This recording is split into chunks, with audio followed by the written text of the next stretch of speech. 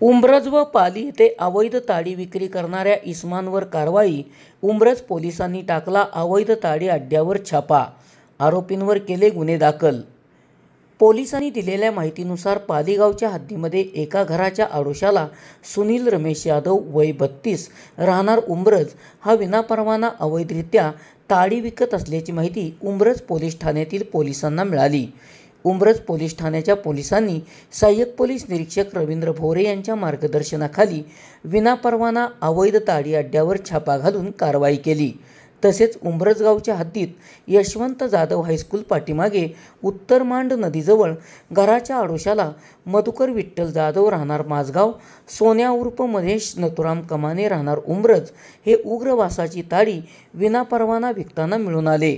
दोन्ही ठिकाणी ताडी जप्त करण्यात आली असून आरोपींवर वेगवेगळे गुन्हे दाखल करण्यात आले आहेत। अधिक तपास उंब्रज पोलीस करीत आहेत। SP ओरिजिनेटिव्हसाठी सुनील परीट, कराड।